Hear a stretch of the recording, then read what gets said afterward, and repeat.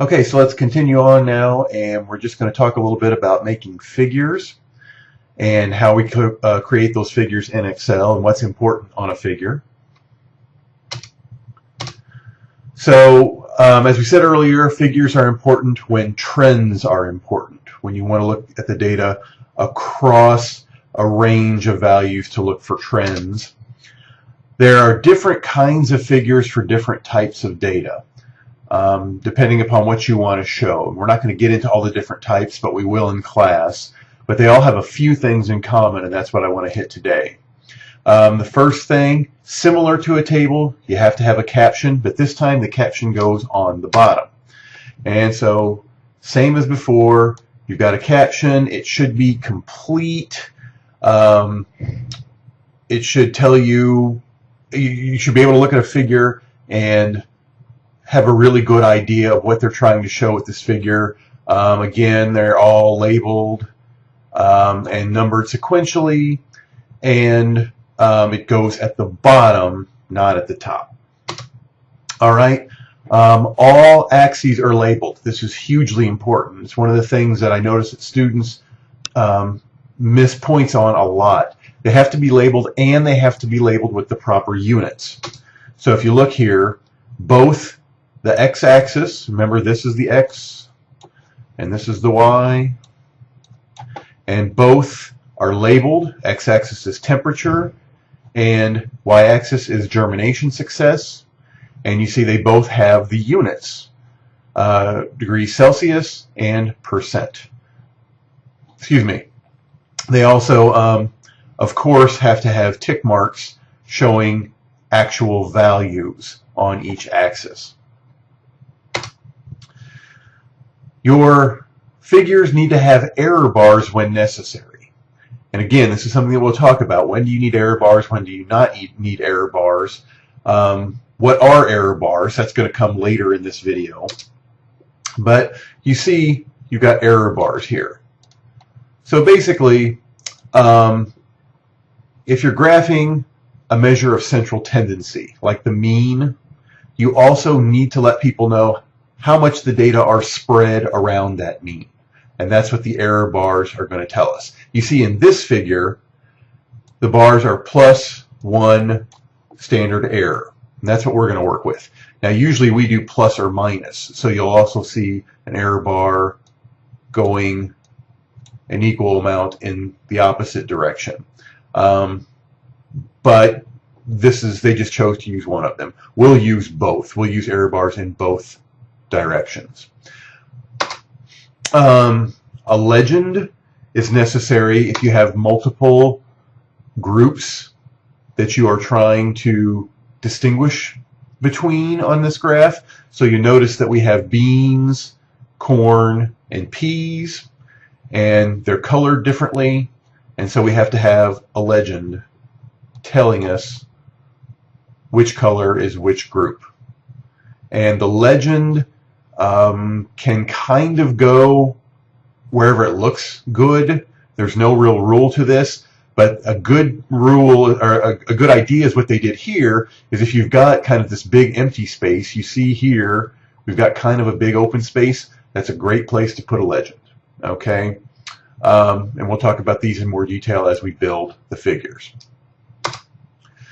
The last element is a title. But you notice here I have title, maybe, because sometimes people like put titles on their figures. Sometimes it looks good, but I don't care for them too much. You'll notice that this one does not have a title. This does not count. This is not part of the figure. This is just the title for my PowerPoints. So ignore that. Just look at the figure, and you see it does not have a title.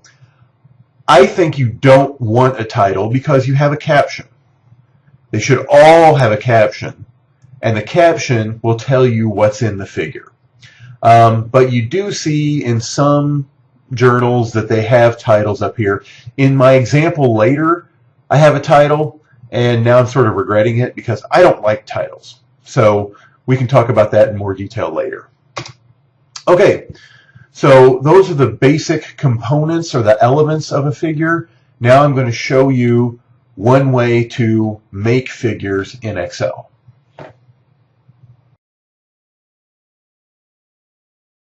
Okay, so we're going to make a simple graph, but before that we're going to calculate the values that need to be graphed.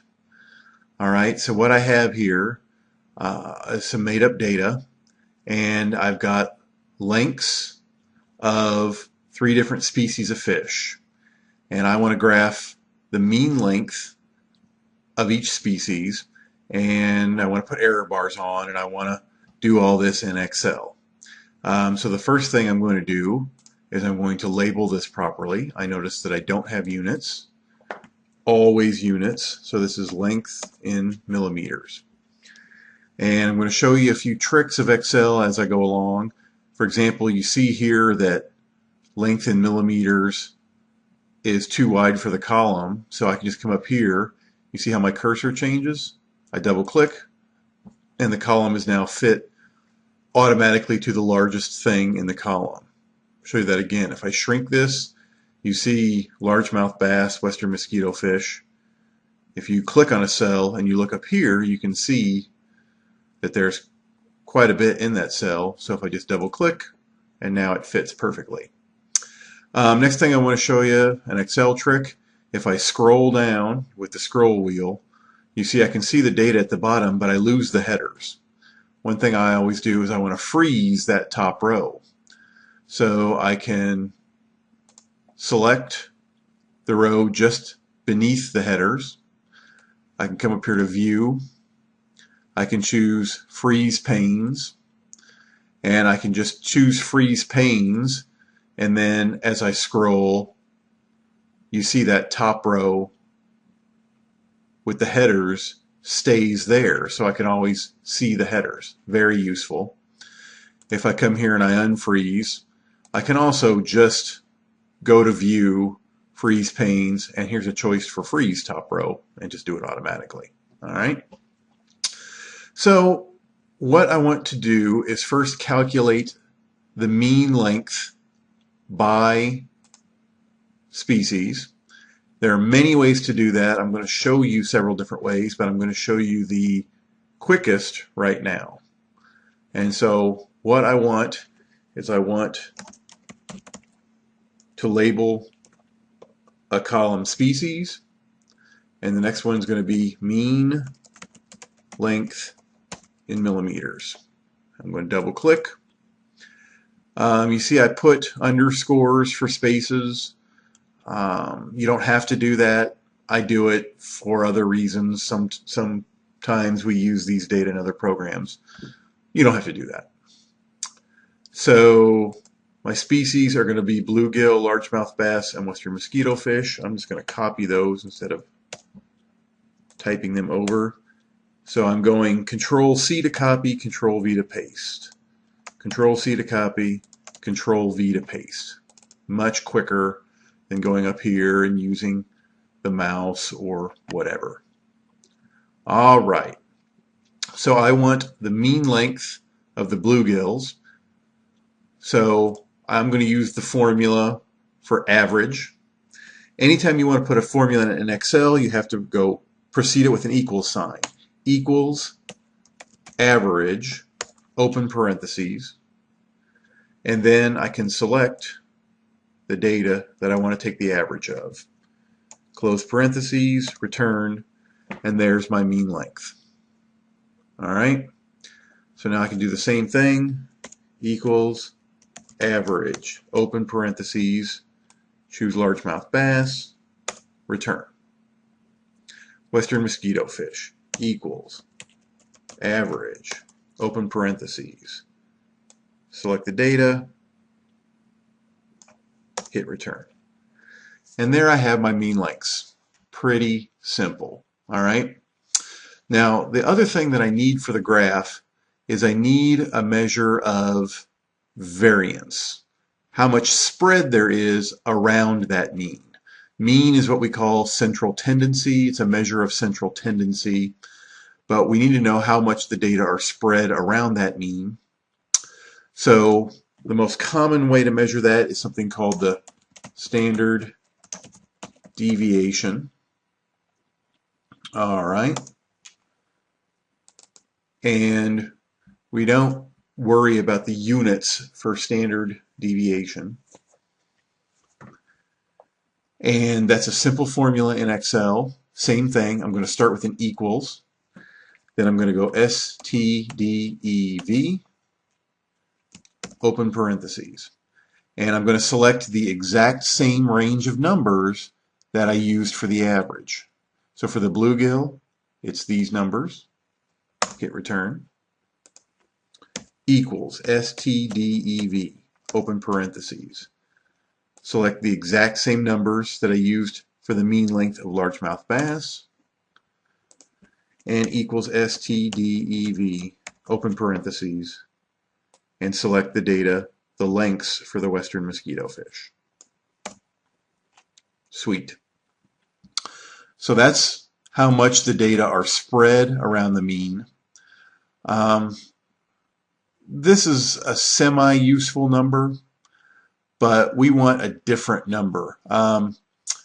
We want to use something called the standard error.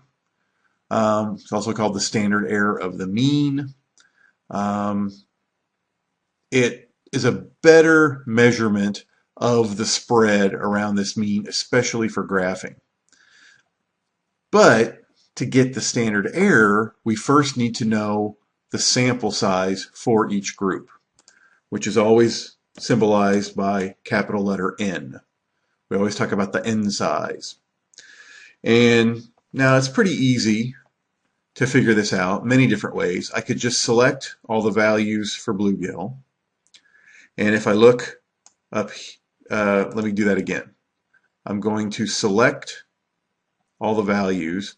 And if you look in the upper left corner right above the label for column A, you see it says 11R by 1C, 11 rows. So I selected 11. There's 11 values I selected. You can also come down here to the bottom and you can see count is 11. So there you go. That's my N size.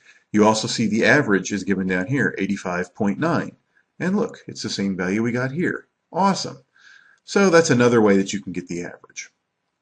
I would recommend using the formulas, though. It'll be much easier in the long run. Fewer mistakes. If you go down here and you look at this average value and then you try and type it in, of course, as soon as you click off that cell, the average value and the count goes away. So that's just something to use for a quick look at your data. The easy way to get the formula for this is equals count, open parentheses, select your data, and there you go. Let's do it again, equals count, select the data for the largemouth bass, and equals count, select the data for western mosquito fish. How about that? Or you can just count them, but why not use a formula? Now that we have the standard deviation and the sample size, now we can calculate the standard error, which we'll just put down SE. The standard error is the standard deviation divided by the square root of the sample size.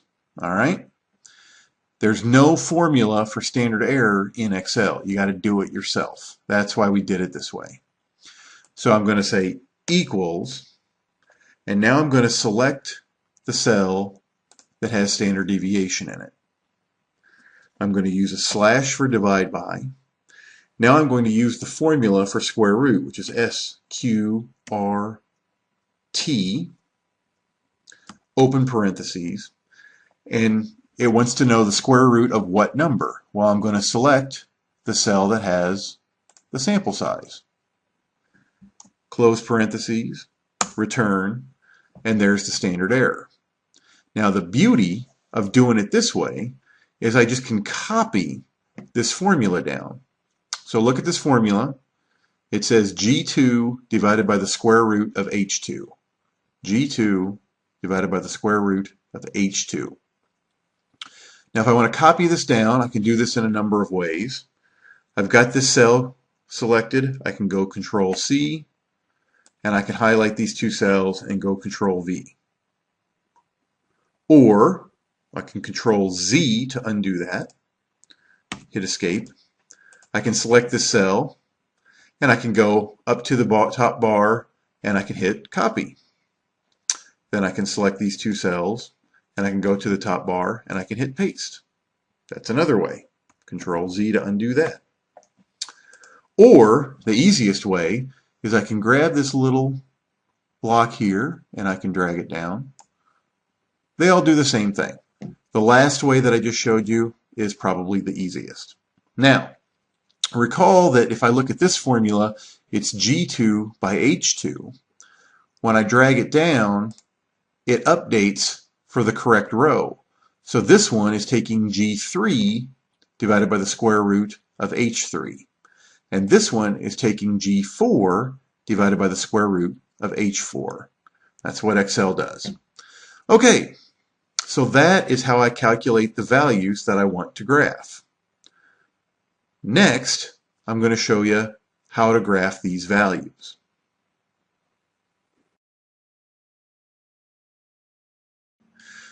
Okay, now that we have the mean length and the standard error, we can go ahead and create a graph. There are many different ways you can make graphs in Excel. We'll talk about which graph to use at which time later on. Since these are categorical variables, I'm going to do a simple column graph. So,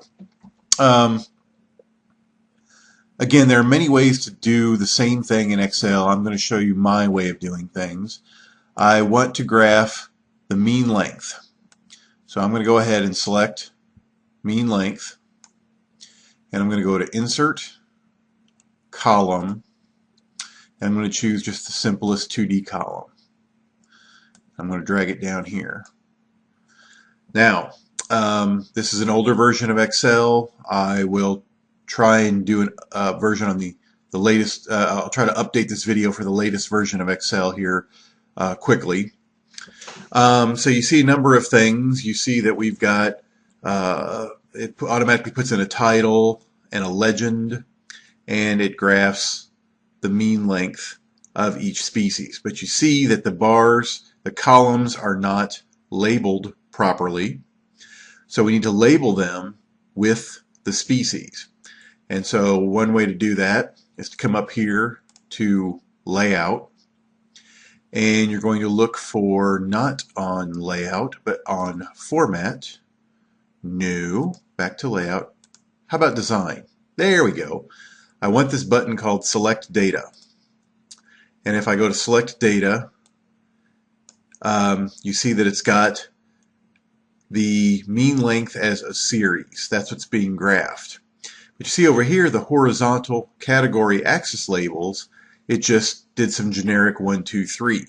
I want to edit this, and here's a box that I can use to select a range of cells. So I'm going to select just the values for each row here. I'm not going to select the species label. I'm going to hit OK.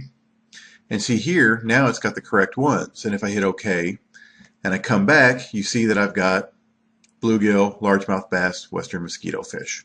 Wonderful. Now, a couple other things I can do. If I want to update this title to make it look better, I can just come up here to this cell and I can change it to mean length, parentheses, millimeter, close parentheses, and hit return. And that makes a little bit prettier title. Now you see that it also has a legend. We don't really need a legend because they're all the same value and it's the same as the title. So I can just select the legend and hit delete. All right. Another thing that it does is it puts these horizontal lines in. I do not like them, so I'm going to select them and hit delete. Now it's starting to look a little bit better. But we have another problem. We have the columns labeled properly, but we have this y-axis that is not labeled. That is a big no-no. All axes must be labeled, and they must be labeled with the proper units whenever it's appropriate. There are no units for this axis. It's just the name of the species. But this is the mean length in millimeters. Now, you could argue that we have that in the title, but the title can vary. The axes must be labeled. So to do that, I'm going to come back up to where I was before, which is design. Check that layout. And I see axis titles here. I'm going to drop that down, and I'm going to choose primary vertical axis title. And I'm going to do a rotated title, which is how I want to display this. And when I choose that, you see that it put in this thing called axis title. And while it's still selected, I can go ahead and type mean length millimeters and hit return, and it's beautiful. So now I can do other things to make the formatting pretty. While that's selected, I can come up to the Home tab. I can increase the font size. I can turn on the bold or turn the bold off. If I want the axis numbers to show up a little better, I can do the same thing. I can increase the font size. I can do that down here. Increase the font size. I can select this, drag it larger. I can do any number of things to improve the formatting of this. Now, the last thing I need to do here is I need to have some error bars on this graph, because although I have adequately represented the mean length of each of these groups, I don't have any feel for the spread around those mean lengths. And if you're going to report a mean, you also have to report some measure of variance. In our case, again, that's the standard error. So I'm going to add error bars to this graph. Now, this is unnecessarily complicated in Excel, and you can look on YouTube and find a lot of videos for this if you don't like the way I explain it. Also, again, this is an older version of Excel, so I'll have to update this. It's a little bit different in a new version, but the basic idea is the same. We need to tell Excel what to use for error bars. So I've clicked on one of these columns. You can see that they're all selected. I've selected this data series, and I'm going to go up here to layout again, and I've got a button for error bars. I'm going to drop that down, and you see that you have error bars with standard deviation, or excuse me, standard error. Don't use this, okay? Because if you use this, you have to go and tell it how to calculate the standard error again. We've already calculated that. And I don't know, I'm sure this is probably pretty easy if I studied it. I've never bothered to study it. I'm much more comfortable making the standard error myself. And then to use the standard error that we just calculated, we want more error bar options. And when this pops up, I see several options here. I'm going to move this over to the side. And I want both, all right? And you can play with the end style, but this particular cap end style is what we want. And right now it's using a fixed value. So if you look at the graph, you see that they all have the same value. Obviously, that's not what we want. Again, you could choose the standard error here, but it doesn't calculate the standard error the way we want it to. It probably does if I knew what I was doing, but I don't want to mess with that. I've already got the standard error right here. So I'm going to choose Custom and then Specify Value. Here, it allows me to select what values to use for the error bars. And so you see for positive error value, I can select what's in this box and delete it. Then I can come over here and select the standard errors we calculated. For the negative error value, I do the same thing. Clear that out, select the standard errors, I hit OK, I hit Close, and there you have it. And you can double check if this looks right. You see that the bluegill standard error is 4.4, and that's about 4.4. The largemouth standard error is 21.6, and that's about 21.6. Western mosquito fish is even smaller. So now I have a good figure. The axes are labeled. I've got the mean with the error bars. I've done it all in Excel. In the next part, I'm going to show you how to do the exact same thing, only we're going to do it with a newer version of Excel.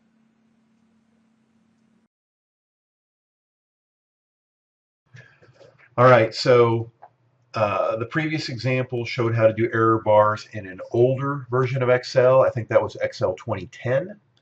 And now I'm going to do the same thing, but in the newer version of Excel, which is Excel 2013, I believe. And it's the same, but it's different. Okay, so you see we've got the same data here. We've got the same graph. We just need to add the error bars once again. And so we can select the graph. We click on the data series just as before. And if you notice when I did that, these buttons popped up over here. And this one says chart elements. So I'm going to go ahead and click on that. And you see I've got several elements there. And incidentally, this is where you're going to add your axis titles and things like that, which were in a different place in Excel 2010. But here we see error bars. So I'm going to click on that. And then you see that it added error bars, but of course, as before, we need to tell it what to use for error bars. So you see that there's a little arrow here, and when I click on it, I get the similar thing that I had before, where it will use the standard error, the percentage, the standard deviation, more options. So of course I want more options just like before. Now let me scooch over a little, make sure we can see the whole thing.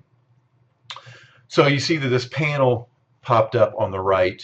It might pop up in a different place on yours. But we have the same options as before. We have vertical error bar. One thing that you'll notice in this version of Excel is sometimes it also tries to do horizontal error bars, which we never mess with. We'll worry about that when the time comes. Here we've got the vertical error bars. Again, we want both. We want a cap. And you see the same thing we saw before. Fixed value, percentage, standard deviation, standard error. But again, these aren't calculated correctly, so we just do the same thing. We go to Custom, Specify Value, and we get the same dialog box as before, where we can select and delete, and then we select our standard error. Then for negative error value, we hit delete.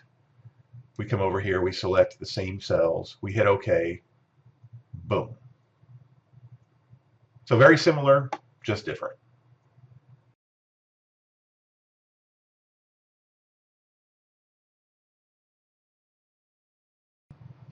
Okay, and that's it. That's making figures, and that is a companion to how do we make tables. And if you've got any questions, let me know.